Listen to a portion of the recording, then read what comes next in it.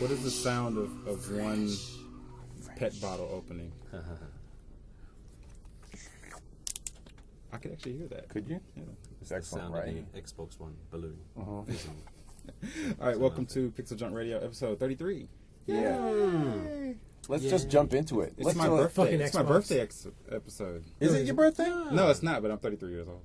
Oh. So you're a certain year old. That makes it your birthday? Year. It's the year of you turning... I don't think birthday means what you think it means. It's like Kabbalah or something, isn't it?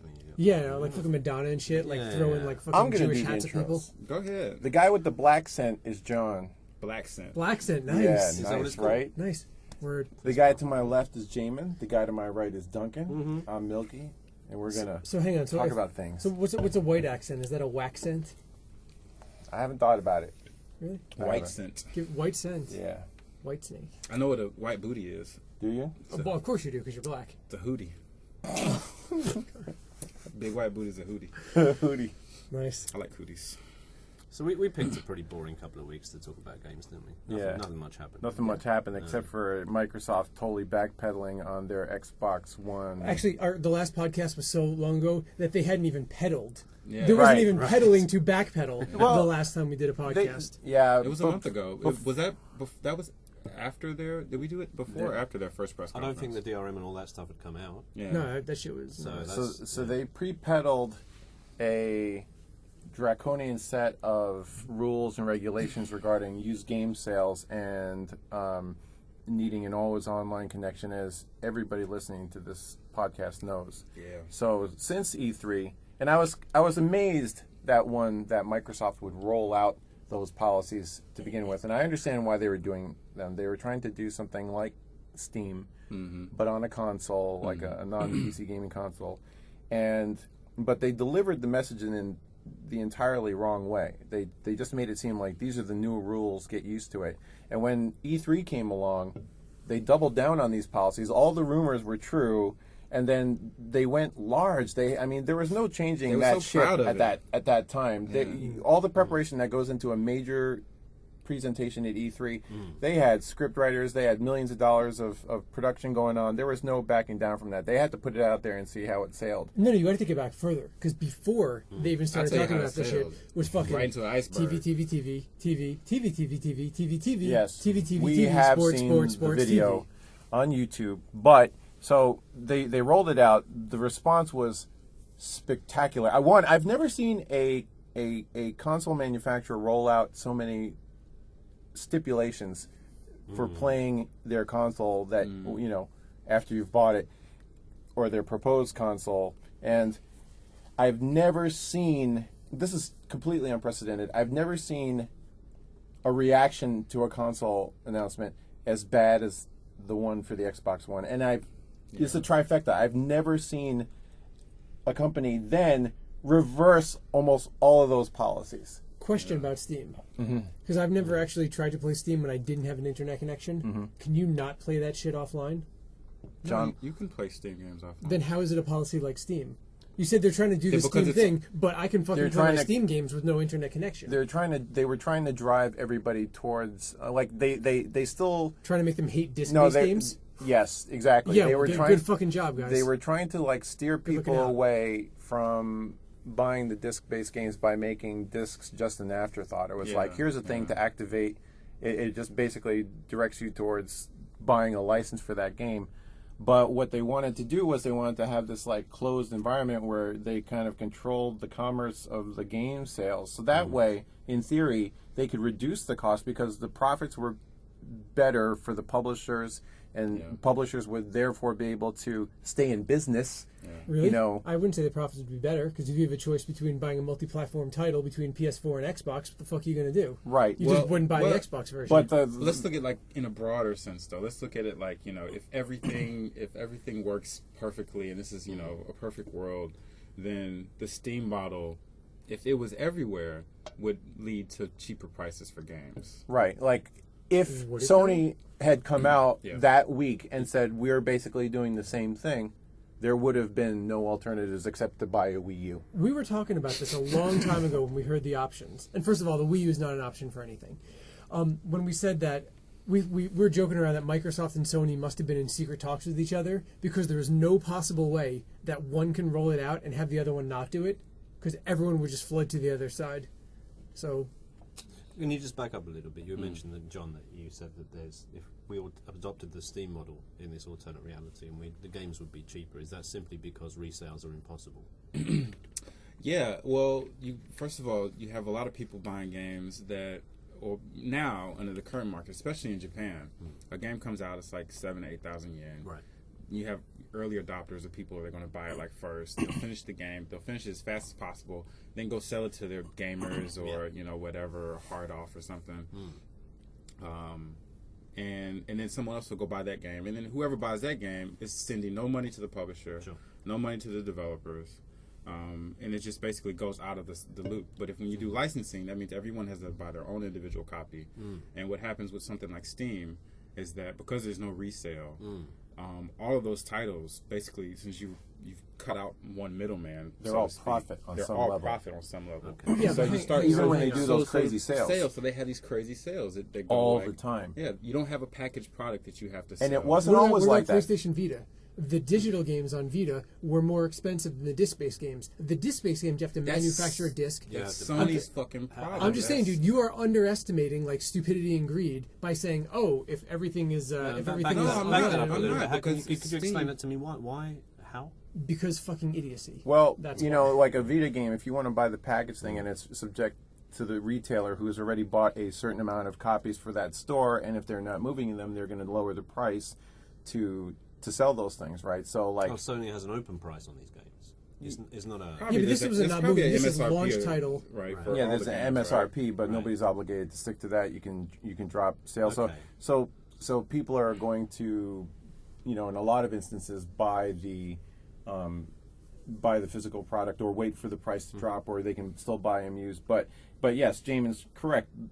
Sony hasn't generally dropped a lot of prices. They haven't done bundles. They haven't done a lot of. But there are sales. Because there are situations. But it's up to the I'm publisher. saying it's not guaranteed. But it's up to the publisher. I hear what Underestimate the power of human greed. Steam is more of a thing. Valve works very closely with publishers to say, like, hey, would you like to include your game in this upcoming summer sale? We've done it with PixelJunk Eden. There's a sale. There's a spike in sales. And there's a spike in sales, and maybe the game is sold for half of what we normally sell it, but maybe the game like was 3 times as many. Three times as many. So, and it gets the game out there, right? So this was, in theory, something that could have been done on I think Microsoft was trying to push everyone towards that model. Now, I'm not saying that they would be benevolent overlords here, or Sony would either, and say, like, if we all went digital, all of a sudden games go down to $30. No.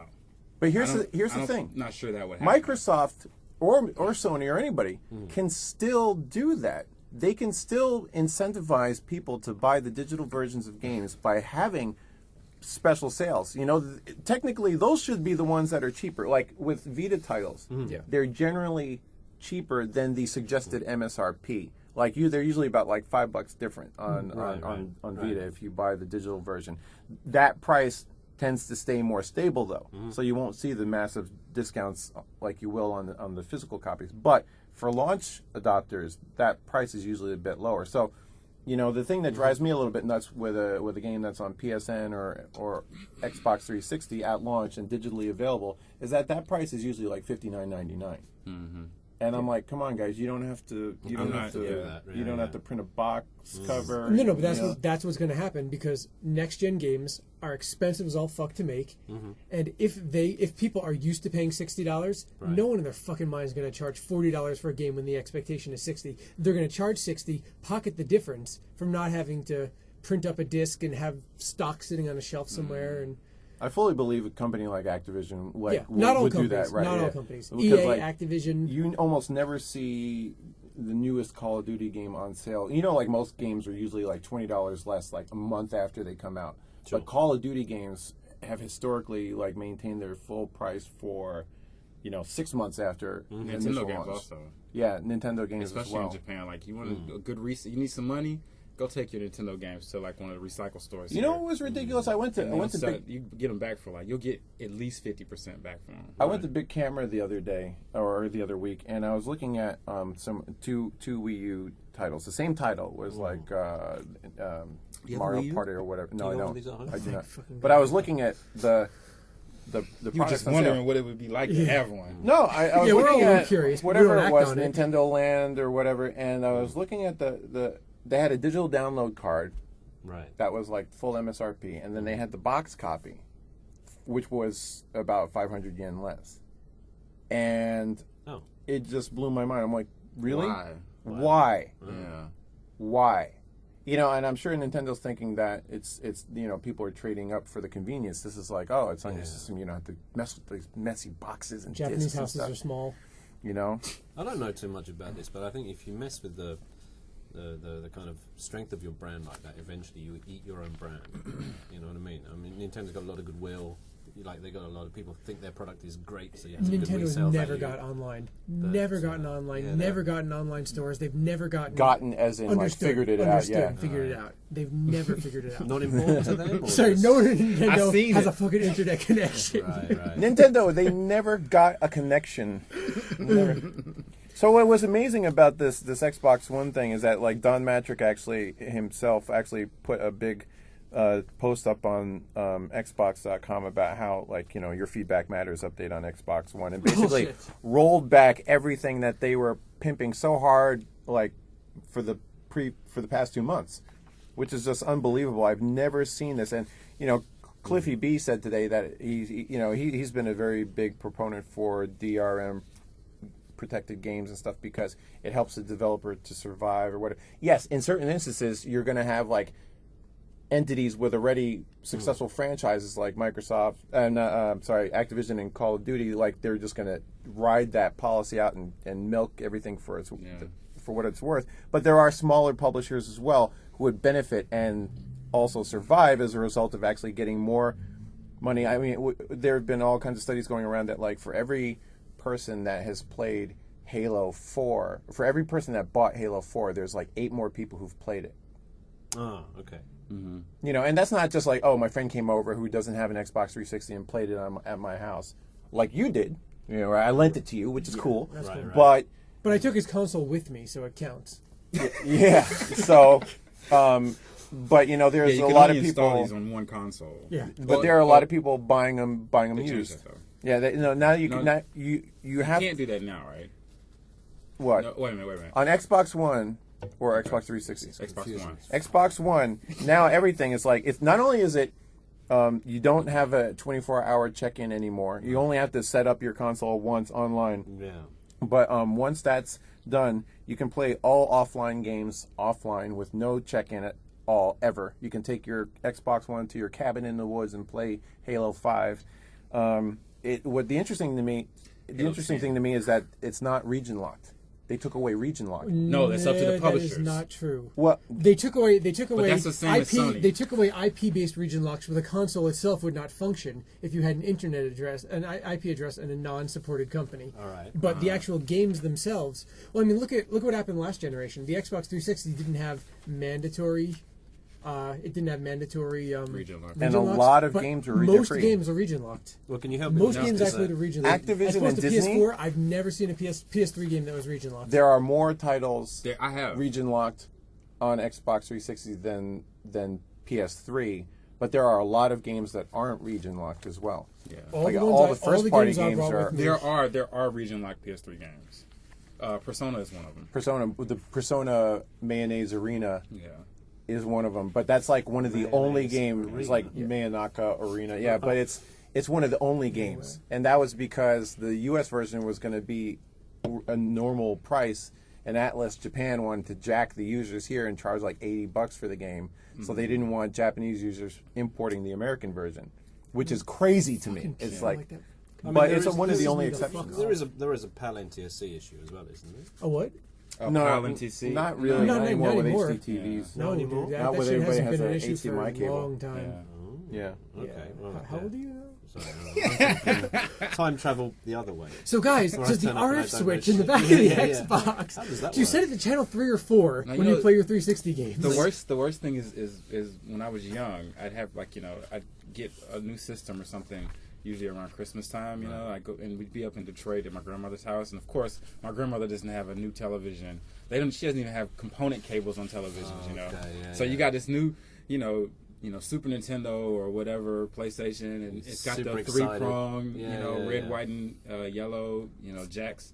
And they have no television in the house that can use it. So you have to go out on a mission like the day after Christmas. Get your soldering iron. To find one of those connectors. Get your filaments.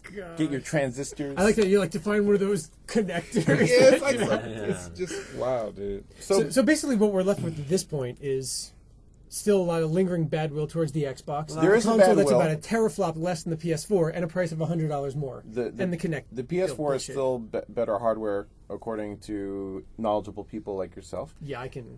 And the Xbox One is still $100 more. It's still got I think it's got a very anticlimactic name. It's almost misleading. It's almost. I think it's bad for it because it's Xbox One. Xbox One. Xbox lost. Yeah, Actually. I mean, and it's very much like Wii U. It causes consumer confusion. It's like, is this a new thing? I'm not even confusing it with like people who are going to confuse Xbox One with the original Xbox. I'm talking about consumers, casual consumers, who are thinking Xbox One. Xbox One, it doesn't PlayStation sound like an 4. upgrade. It sounds unnecessary. If you have a limited What budget, would you call it? I would have come up with some cool ass new name. Xbox Durango. cool-ass new name. Yeah, it Xbox would have cool. been Xbox One. That's just it's just not exciting to me. It's like Wii U, It's just like, is it a real upgrade? Is it it's really, half-generation step or yeah. something, right, Is yeah. it the next thing? Is it like, They should have went 720, huh? it's like, is it the iPod 5S, or iPhone 5S? It's that kind of thing. I don't know if this is, or should I wait for the next one, right? That's right. Yeah. So, right now they have a tremendous amount. I mean, they did get headlines, of course, with something like this, but they are going to have to do a lot more work to justify being $100 more. And if more developers come out and say that the PS4 is just like a superior machine, It rocks. I don't think any developers. I don't think many developers. I don't say any people will come out and say shit like that. But I don't think many people. people are gonna already come have. out I can't and remember just who be like, specifically, but There's a fuck off to significant this, to the difference. Xbox. There's a significant, non-trivial difference in power. When the same Between game comes the- out for two consoles and they do that screen comparison and shit like Right. that. Yeah. Has someone done one of those yet for these two? Well, here's the thing: is that a lot of the power of these consoles is not going to be used towards graphics. Oh, that's a fucking Right, so retard. we are now in the age of using GPUs for shit that is not rendering things. Okay. So what does it mean? Does it mean more particles? Does it mean better physics? If you could actually do that type of shit on a GPU, there's all kinds of things you could do, even graphics tasks that aren't directly related to showing things on the screen. but they can't really do anything now because people like what's the Eurogamer guys, the Digital Foundry, they don't have either of these systems in house. They don't have the same game, the multi-platform game released on both, so they can't It's do not those. possible to do that. Yeah, Okay. you can guesstimate based on the specs. Yeah. But Spec-wise, there's a big advantage. What that translates into, Okay. I don't know. We shall see. So can someone explain to me, and maybe it's just bullshit marketing speak, what Don Matrick, this significant value that he keeps talking about? They're like, yeah, this shit's like $100 more than PlayStation. Oh no, but we have significant value. Like what is this value that he's talking their about? set-top box. It's like you don't plug your television into. Dude, fucking I everything mean, does that. you don't plug- it has an you- HDMI in, not just an HDMI out. Holy fucking shit. That's what they mean. I mean, So it's like a receiver. It's your receiver. You Who the control fuck everything. watches But TV hang on a minute. anymore? Asking you to answer your own question. I watch what, TV what could more the than I play PlayStation games. 4? What can't the PlayStation 4 do that the Xbox One can? Right. So the Xbox One has HDMI in. PS4, to my knowledge, does not. Okay. So they're talking like they basically had this whole strategy called Input One. All And right. Input One was basically if you have a TV and you have fucking 15 boxes and 20 consoles and you have to constantly flip between inputs, Right. it makes you not want to use it. Okay. Input One means, from what I understand of it, that you can basically have it as your only input. You could watch TV through it. You don't have to switch to another input. You could record TV. You could play games. You could you can sort of play games or. And that's great if you have like nothing If you don't have a TV, you don't have a receiver, you don't have any of this shit yet, and you need a one-size-fits-all solution, which I don't think is a realistic proposition, or you want to get rid of all your shit and just want to run things through your Xbox One. Okay. Which That's I a don't lot to ask the consumer. Yeah, especially because like I don't look at Microsoft doesn't have a history of being like a high-end audio video. No, it's not banging on. They don't have a good history of like even their own products talking together. Especially so I don't know how Xbox this is 360 gonna work. Works for sure. Yeah, because I remember back in the day, like using my favorite controller when I played Descent was the Microsoft Sidewinder. Microsoft design controller wouldn't like not work in Windows 98 half the damn time. You had to go through so many hoops. Did you try Linux? And so the Xbox 360, of course, like had a horrendous repair rate, right? You know how many things red ringed, and I think I mentioned maybe in last podcast, like my Xbox 360 red ringed the day of like their big pre E3 conference, which was just crazy irony. Was that the conference that they gave everybody the new version? Like 2 years ago? No. It was like this year. It was this year, like when they announced like the DRM stuff and all that, like a month ago. PlayStation's failed twice though. Really? Martin had to microwave his. I have had a bad history with Sony products as well. Like like my Discmen from the past, they would break down almost literally like the day after the warranty expired. It was crazy. It was almost like they were timed. Yeah. It was like the Logan's Run of like portable hardware, But so speaking about somebody else, do you mind if I drop this one? I know my Dreamcast still works. Word. All my 4 PS3s are still currently functioning. So this is a hilarious thing. It's like Nintendo CEO accepts blame for disappointing Wii U sales. Okay. Are we done with the Xbox? I think we're going to go back I think consumers in general are done with the Xbox. I would say in general, the console buying public is done with the Xbox. Okay. We could have a straw poll later about who's going to buy one. But that won't take long. But Satoru Iwata, Nintendo CEO, has admitted, this is from CVG UK, Nintendo CEO Satoru Iwata has admitted that the company is to blame for poor Wii U sales. Well, of course, who else is going to be to blame, right? Milky, you. I'm to blame, and I admit this, but I didn't want to admit it. But, what's amazing is that he always accepts blame like 3 times a year for whatever's selling poorly. Yeah. I'm losing track now of like what is he apologizing for now? What do they have? They only have one thing that's selling poorly. The only other thing they make is like. But they only have 2 things. The 3DS, But the 3DS was selling poorly until they dropped it $100. Yeah. 10% of the Japanese public owns a 3DS. Like it's something crazy. Right? That's like 15,000 people. And that's saving that ass. Your math is wrong. But what he says here is that the consumers today still cannot understand what's so good and unique about the Wii U. Did he say that? Yeah. Which is amazing. It's kind of like Don Matrick when he says, like, hey, you want an offline console? We have that. Buy a fucking 360, right? That was in honor of James Gandolfini. Right? Yeah, That's James Gandolfini. Gandolfini. Rest in peace, tip a Sambuca in his honor. AOA. And they he's like last month he was apologizing for there not being enough original new first party games on the Wii U and all that stuff. It's like, what? Shouldn't he be apologizing for the lack of third party games? Lack of third party games. I think they're doing okay with the first party games. He should probably be apologizing for releasing a now gen console like now gen. A less than a year ahead of the next gen consoles. That's I think the biggest problem for them. 2 years too late, huh? And Bayonetta 2, not going to help. It's not gonna move the needle. Duncan, you're half Japanese. Yeah. Can you explain? You know about answer this question. You know about rice. you got some Japanese culture, don't you? My bowl of rice is half full. Yeah, no, well, I don't know. I mean, there's so much goodwill about Nintendo, and you kind of want them to succeed, right? You want them to do well. Well, you don't want Nintendo games to go away. No. Because they're good games. I actually do want a Wii U because I can play this with my daughter. Like, I know a lot of parents who say that some of the first-party games are really great for kids because, it's a good, easy entry point, and I don't need Mew playing, Bayonetta 2. Sure. Dude, can I just tell you, Martin's daughter, man. Yeah. Martin, a guy who works at Q. Yeah. His daughter is fucking awesome. Like, he plays all of these like horror survival games with her.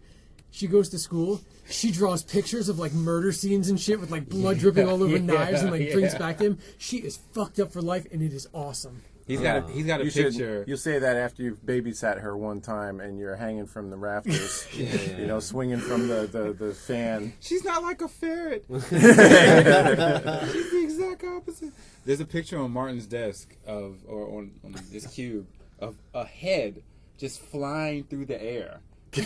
Like detached, severed from its body. Blood dripping down. And blood is flying. And I was like, what's that from? He's like, it's Assassin's Creed 3. And you know, like my wife has requested that I move all M-rated games out of the living room where Mew could misunderstand and pop this one stuff into the machine, right? Yeah, so I was okay with it because it let me buy a second PS3 and a new TV for my office. But you know, I'm banished. M-rated games are banished. Sure. And hearing this story about Martin means that I'll never be able to bring those back out into the living room until they're 18. What about your little boy? Does he? Well, I'm pretty much committed, like you, Milky, to buying one of these Wii U's. I'm basically going to buy one of these in January. I think we go to Barcelona, and I said next time we go over there, we're going to buy one of these bad boys because by then some shit will be out for it. Probably that he can play, right? Probably. Can you just get him an iPad? So I showed him the videos from E3, and he was excited about Mario Kart 8, right? Because it looks kind of I mean, it's a bit like Mario Kart 7, but it's a bit prettier. You know, and there's a 3D Mario that looks a lot like the 3DS one. Milky's gone to sleep.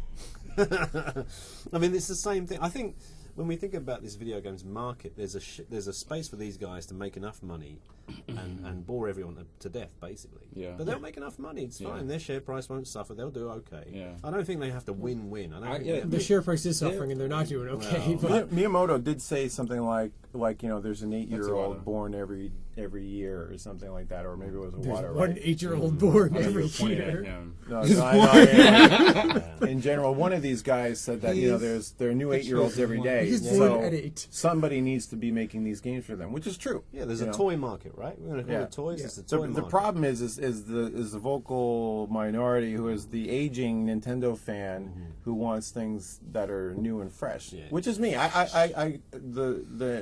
The NES was the first game system I bought with my own money. I saved up for weeks to get this thing, and I really loved it back then. Weeks? That shit was like hundreds of dollars. What the fuck? It wasn't hundreds of dollars. What was it like?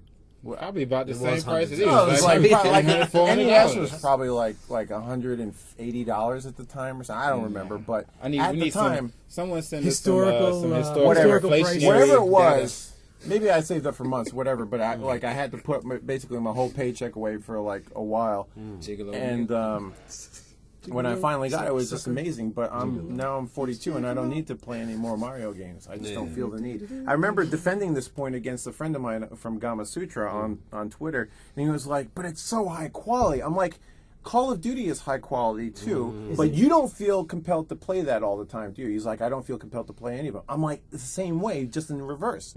I don't feel the need. There's no wish fulfillment of running around as a fat plumber in denim overalls and a red hat. I'm done. I've got my fill of that. I understand that it's a high quality game. It's just a high quality game I don't need to play anymore. For another generation, right? There's tons of high quality games that I'm not interested in playing. So sure. Hopefully, The Last of Us is not one of them. That's high on my list of must-have. And I was going to buy it, but then I figured every motherfucker and their mom was going to buy it, so I'll just borrow it. You just wait for somebody. You ain't borrowing Not for mine. me. I got the digital my copy brother. of PSN. You got to get your own. High fives. That was John's black sense. We really did high five. Yeah, it was a four-way. The purposes of this podcast, this company is basically defunct for the next 5 years, really, isn't it? I mean, to me, I mean, not to your little kids. Sure. But I can't talk too much shit about Iwata because he lives really close to my neighborhood, and that right, motherfucker's gonna see me in the street. He's gonna knife you in the back. Down. What do you think of my new console? He's gonna come with like a Mario pipe and hit me in the back of the head, and then apologize and release the process. And then, white background, like I'm sorry. Reggie Fils-Aimé from NOA said, I can. Yeah. Reggie feels Amy. no, he does not feel Amy. He needs to be dating. If I was dating Amy when I was his age, Are you feeling I Amy mean, also? when I was younger, He said that Whatever. the Xbox One and PS4 announcements put absolutely no pressure on Nintendo and their strategy for Wii U, which I think is It's kind of true. I think that's Not much true. crossover. I don't think they care what happens with everybody else. They've carved out their niche. I think probably the most. I think there'll be damaging- pressure. Sony and Microsoft are looking at the new iPad Yeah. before more than I'm sorry, They're look at the new looking at- True. iPad. I think But- everyone's more worried about Apple than Nintendo. Sure, but I think if Wii U sales were actually good, they're then there would be considered pressure like, because they're going to eat into our market share. But there is no market share for Wii U at the moment, and so therefore there's no pressure. It's like, what are you going to So do? the spin you put on it is that we deliberately released a shitty console to not be part of the conversation. We didn't want to be part of this. You guys are sex in a conversation. different room from us. Yeah. I don't. I want to call it sabotage because I don't think Nintendo would do that. I was wondering where that would come from. It was in my head. I was like, who? You're fucking musical today, but I wonder if Nintendo. I don't think they do it particularly for this reason, but sometimes I wonder if they release shitty hardware based on CPU designs that are about 10 years old. Can we say this stuff? I just to sort of like, Opinions are because opinions. if you release a console with actual proper hardware in it, people tend to fall back on selling games based on good graphics. Right. You like, what's your game pitch? Yo, we're gonna have fucking 15 bounce global illumination with like ray tracing and whatever. Fat. And everyone's just like, oh, look at the fucking screenshots. It's beautiful. It's going to be a system seller. Right. And that's the game. But Nintendo's kind of like, you're going to have to actually make something that's fun because that whole graphical route's not really going to be an option for you. But that's how it is with handhelds now and with mobile devices. It's more about fun than it is about. I wouldn't say a lot of mobile games are about fun, but yeah, it They're should about be more monetization. They're about money, free to but play. I mean there are fun. It is a space where you can make a game and you don't have to have all that beefy hardware and make a fun game. Yeah. I mean, we all know games that Yeah. have games that we like on mobile devices. It's lower entry to barrier. It's like a lower initial cost and lower risk, so you this- can fuck this- around more. Brought me. I was thinking about this when we were talking about disc-based games versus digital stuff, and like this whole digital era now has actually, I think, empowered a lot of companies like ourselves. If we had retail games, it'd be probably more difficult for us to sell things. But We're not digital as hard space- hit because we're PSN only. Yeah. But I'm saying PSN, Xbox Live, Steam digital only, that stuff, that model actually works well for smaller companies. It's good for the industry. It's Yeah. good for us to have that option because it's like the music industry before the internet and before digital distribution. If I was in a band and I wanted to get my record on a major label, and get it sold out there, I was at the mercy of the record label if they decided to pick me up, and then there's the whole challenge of getting into the music industry through that channel. Now, ever since Radiohead put, what is it, In Rainbows out, which was tremendous. It was a tremendous time for the music industry. It was like, here's a major AAA global dominating band releasing their thing on their own label via website. Pay what you want. Yeah, pay what you want. Yeah. That was the shockwave. That was like the bullet heard around the world. So now any band can put their stuff out there, and it is so much more discovery going on, And so that's the model that we're enjoying right now, and it's good. So I think but keep Microsoft's in mind- trying to go that, they're trying to push the industry further towards that. Now there could be evil. Well, that's what I mean. Sinister Hey, intent. Yeah. Devil's advocate. I mean, you've probably already answered this, Jaymin, but if we think about 10 years' time, 15 years' time, no more physical media, it's all download. Yeah. And again, I think you've probably answered this, but you think that people are just going to be trying to just get that profit, fuck the consumer, $60, you know what I mean? Like all that. There we're are some, not going to see some these lower decent prices. human beings in the world.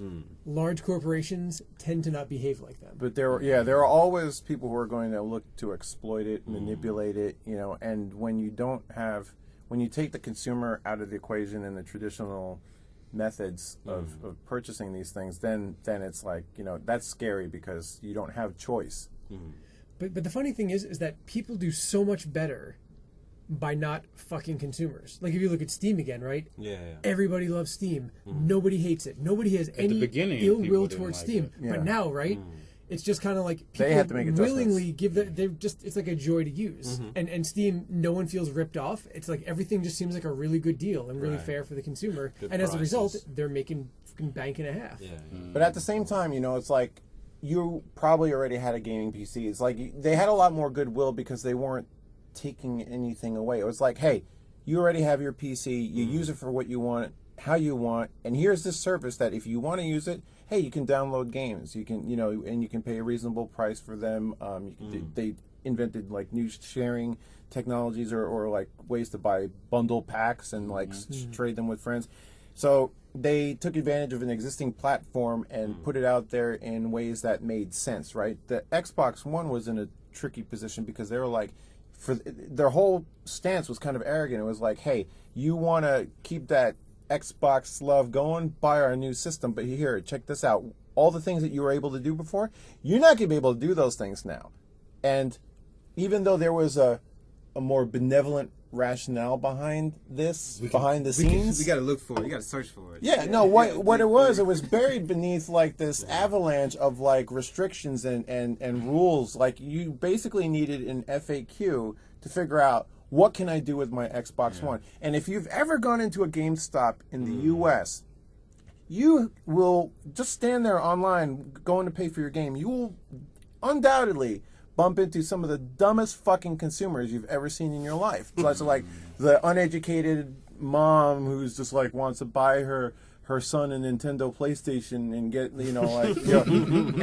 get she won't understand like she'll think like, oh, can I buy this game? And then the clerk is going to have to sit there and explain to her, yes, you can buy this used game, but once you get home you have to get online and you have to verify it and you have to pay for it there. She's like, well, I'm paying for it now. Why? I don't understand. I don't have a credit card. I'm paying you in cash or whatever, or I'm using it. It just That's gets a really confusing. deep voice, mama. Yeah, ghetto mama. See, this is like this reminds me of the Iraq War, really, because this is. Oh, by the way, interesting because Iraq, one of the places you couldn't play your Xbox One. There you go. Right? You got to think that in the Iraq War and with this thing too, Microsoft, they got the smartest guys in the room. They must have people like Bain and Kinsey, these consultants who are also saying them, but they're too scared to say to the Microsoft people, the whole strategy is fucked. You shouldn't be doing this. They have to work within the framework of what's fucked. Right, and then convince themselves. There was a what I mean is, right? So you gotta be quiet because I gotta see how this ties back into the Iraq War. They look at the decision that's been taken and they try and make the best of that. They can't unmake that decision. If you're Bain McKenzie or the consultants, you can't go upstairs. Well, maybe you can. I don't know. Maybe you can say, perhaps you want to rethink this whole fucking strategy because it's messed up. Yeah. And maybe people were saying to the people, your Cheneys and your Bushes, maybe you don't want to fucking do this. Yeah. You know what I mean? Maybe you really, really don't want to do this. Or maybe they were like, well, fuck, the decision's been made. Let's try and make the best of it. Yeah. Well, once we get in there, let's build a few hotels or something. Yeah, but even after we invaded Iraq, you didn't see Bush come back and say, "Oh, my bad, no WMDs." No, man, he came flying down. You saw Dave Chappelle. You saw Black Bush. Yeah, Black He came Bush flying down on that aircraft carrier.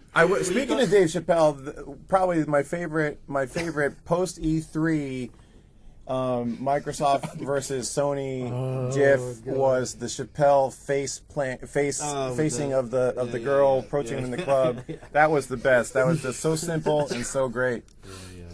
By the way, there Better was than the dogs? supposedly That was the that running dogs. that dog bounced.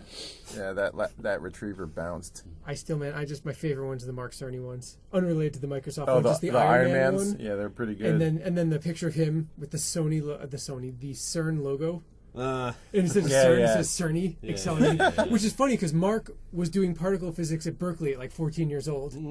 So like we used to make the CERN joke all the time, and now someone there you go, who may not even know about his past has done it for us.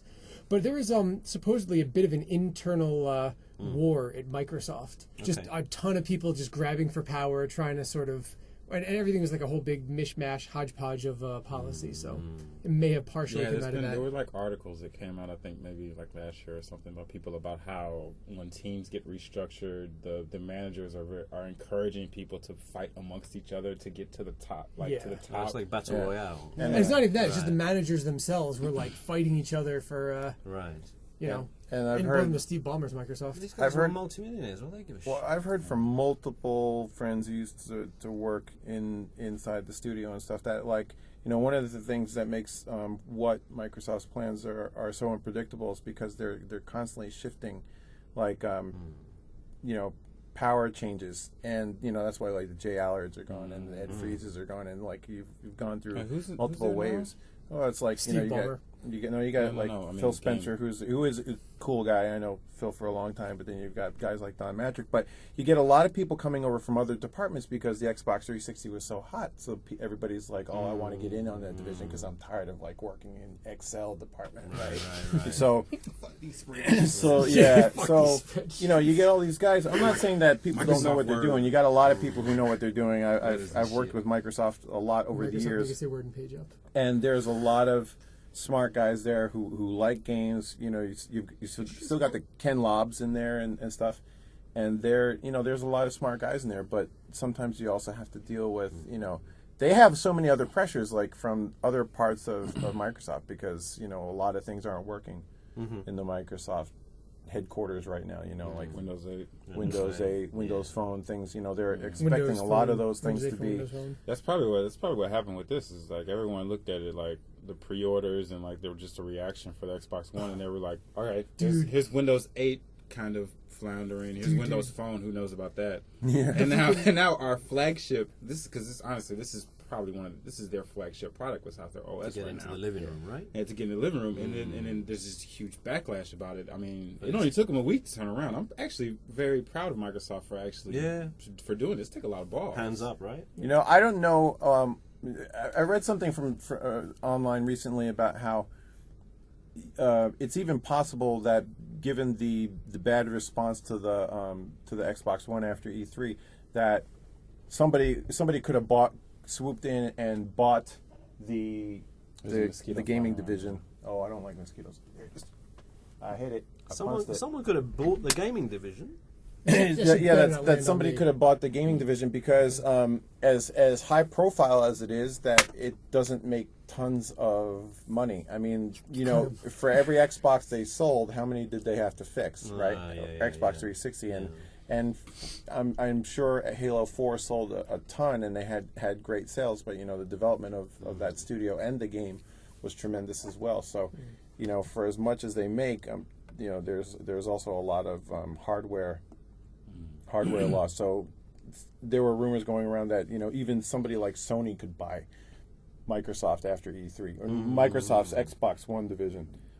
I mean, I know it sounds crazy and it's extremely unlikely. But go Sega, go.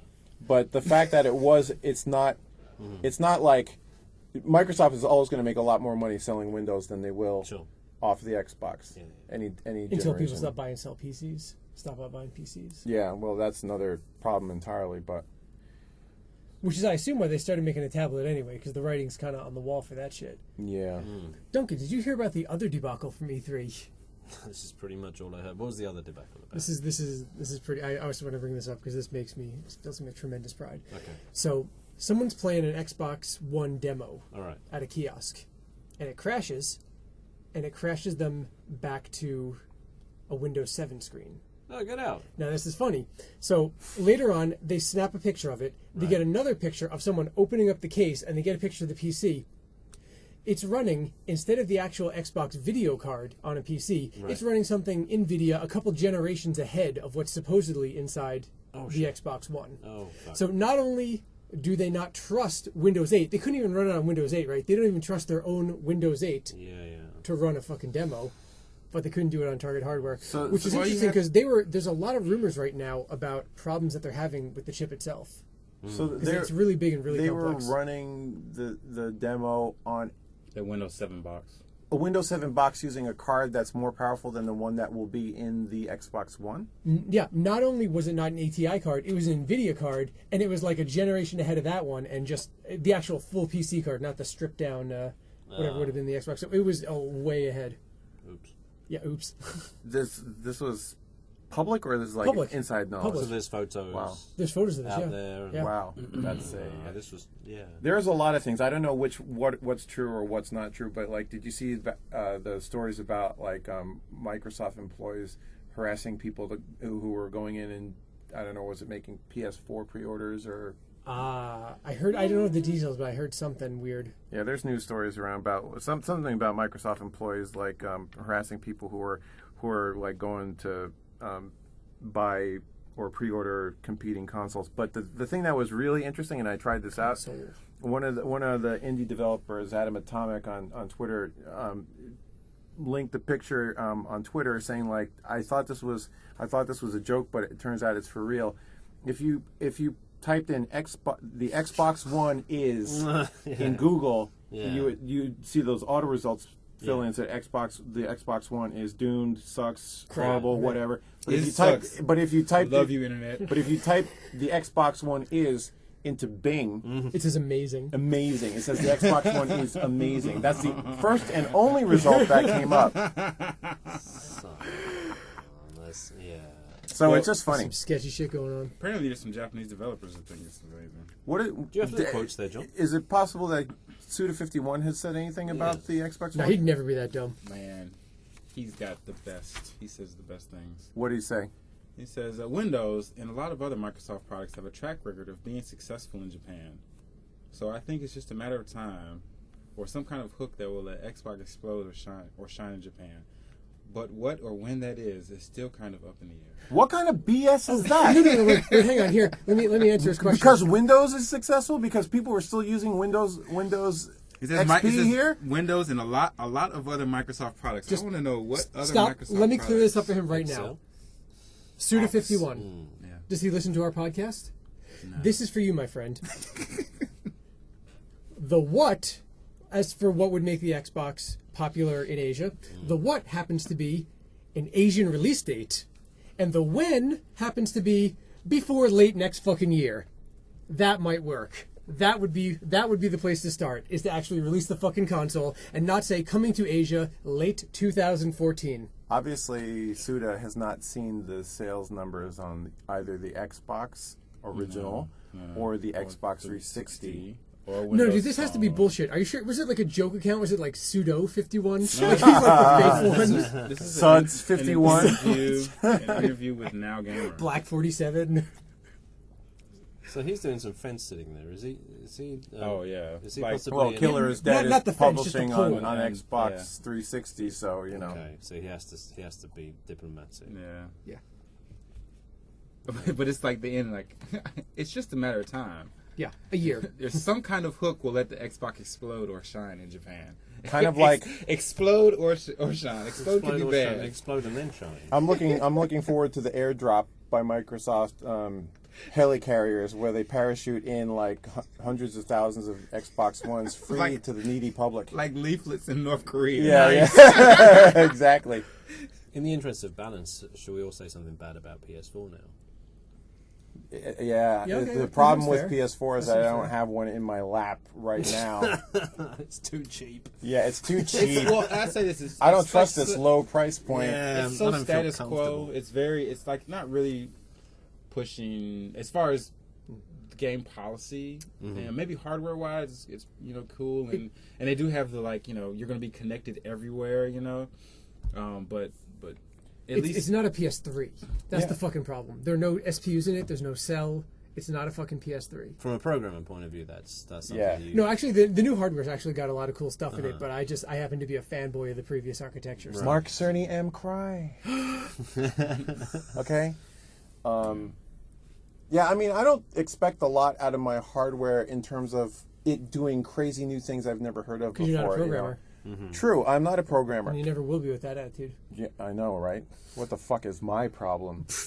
But You know, I mean, like unless it came with something like an Oculus Rift. Oh, dude, Sony should just buy them. Sony should just buy the fuck out of them. They should. They should buy them, put the Oculus Rift in the box, bump the price up by $100, and now we're on equal terms. Yeah. I would say no, not equal, because the Oculus Rift on like Kinect is useful. We don't know what the Kinect 2 does, man. I mean, It fucking detects your fucking fingers and shit. Holy wow! It watches you touching yourself. Yeah, I don't need that. Every time you touch yourself, Kinect kills a kitten. Kinect. It doesn't want anything else. Anyway, When it thinks about you, you touch yourself. Yeah. All right. Well, Well, thank you, Microsoft, for making this. this is a a spirit great podcast. And Jaymin even had a little brother quote in this podcast. Yes, I did. You caught that. Yeah. Thank you. And- Thank you. Yeah. By the way, we should give if someone could figure out what line that is and where that is, we If should you- yeah, we should if give him a shout anyone out on the podcast. Can find the little brother quote that Jaymin said, I will send you a t-shirt. Good luck with that. Nice. Yeah. Good luck with A that. T-shirt. It might say Ocean Pacific on it. It might say I'm Hollister. gonna step it up. Izod. Might say yeah. Izod. I'll either send you one of my t-shirts. Pre-broken in. motherfucker. Pre-enjoyed. Break that shit in. Pre-enjoyed. or a PixelJunk t-shirt. Just depends on the mood. Yeah. Wait, do your shirts actually support trade-ins and use? All right. Before we wrap up, quick straw poll. Any of you going to buy an Xbox One?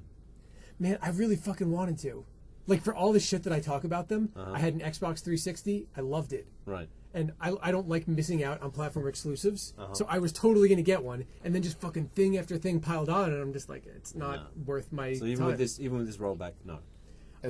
I gotta think about it. But the PS4 is already ordered. That shit is fucking shipping to me. It will be there launch day. Xbox, I gotta think about it. But I don't trust Microsoft. I think they're still going to do something to fuck with people. No, go. As a parent with limited funds and even less time than money, I don't feel the need to compulsively and obsessively buy all the consoles anymore. I still don't have a Wii U. There's only 2 of them. You know, Oh, it's not even a console. But I mean, moving forward, especially with another kid on the way, I just don't need to have everything. Even though I'm in the industry, I don't. You know, maybe at some point if the library justifies it, but right now I don't feel any overwhelming need to have an Xbox One at launch. John? Well, my PC is still kind of boss, so I'll keep rocking that for a while. John like Solitaire. Yeah, Minesweeper. Just play Minesweeper all day. I think I'll probably buy a PS4 like maybe sometime this time next year, and maybe an Xbox 2 years from now. Like Price drop, right? Yeah, when there's a price drop. I don't need a $500 console that I'm not going to turn on. Yeah. You know, needs and a just $500 to play.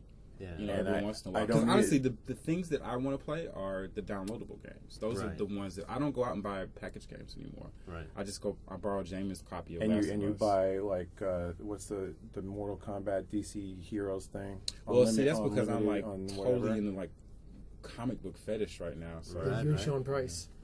what? Nothing. Sean Price. It's comic books. Well, let's wrap it up so Milky can get to do it. So yeah. So am I going to buy one at launch? No. What about you, Duncan? Same as John. I'm going to wait.